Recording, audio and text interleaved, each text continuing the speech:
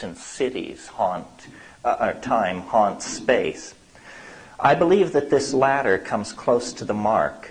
The UFO is a reflection of a future event that promises humanity's eventual mastery over time, space, and matter. We, in our clumsy attempt to probe these mysteries, we, meaning my brother and myself, were able to coax nature into throwing out this great burning scintilla of pure contradiction from the dark retort where she labors over the chemistry of the millennium. That we were able to do this is full of import. It meant to me that we were on the right track. The Stropharia cubensis mushroom is a memory bank of galactic history. Alien, but full of promise, it throws open a potential for understanding that will sweep away the petty concerns of Earth and history-bound humanity. So that was the encounter, not the only encounter. The book is full of weird shit. But that is actually, in a sense, the most conventional presentation of the encounter. It was absolutely convincing. It was the Adamski disc, which I do believe is malarkey. It was as cognitively dissonant as it could possibly be, you see. Because if it were convincing in its alienness, you would know what you were dealing with. A UFO from another star system, obviously. But what are we to make of a 45-foot diameter Hoover end cap sailing through the blue skies of the Amazon? Well, I've given a lot of thought to these questions because my method has always been rational. In other words, I hear about something weird, and I go there and I say, what can you show me? What have you got? I applied this to yogins in India, UFOs, fairy sightings, reason, but a willingness to explore the edges has been the method.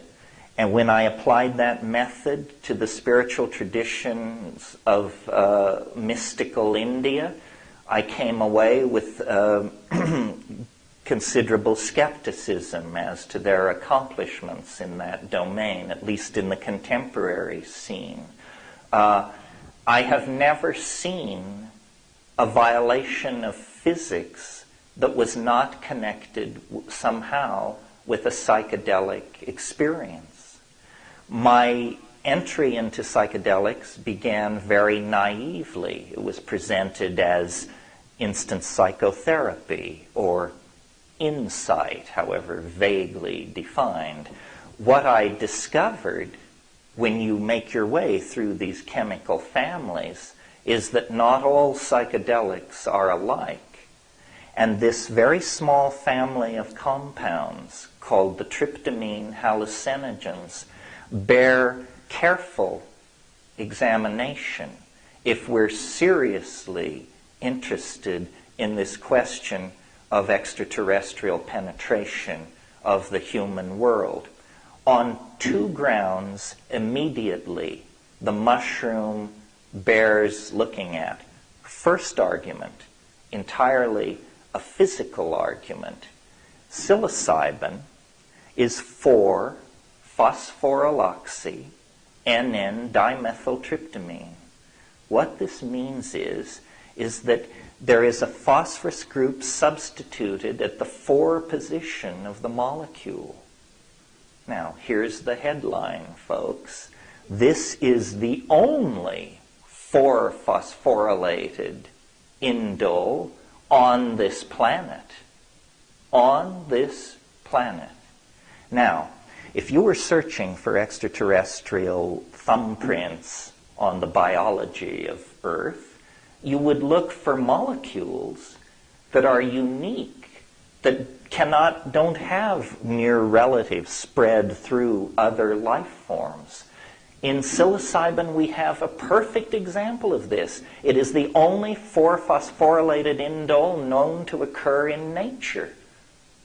Nature doesn't work like that, folks. Nature builds always on what has previously been accomplished. So this is a red flag saying at the molecular level, this thing looks like an alien artifact at the molecular level. Now, let's cut to the chase. What happens when you take 30 milligrams of this stuff? I don't know how sophisticated this audience is. People who have never taken hallucinogenic drugs but have some mild interest in it, or just in the course of generally educating yourself about reality, I think people who have never taken psychedelics think that it's sort of like dreaming while you're awake, or geometric patterns, colors. They always say, the colors, malarkey, the colors, forget the colors. It is not like that. Psychedelic experiences at effective doses, not piddling doses, effective doses, are visionary scenarios. They are three-dimensional unfoldments of information that is extraordinarily complex, architectonically connected, and ordered. That's not what I want to talk about. I want to talk about what is unique to psilocybin. What is unique to psilocybin is that overlaid over what I just described is, big surprise, a voice. A voice.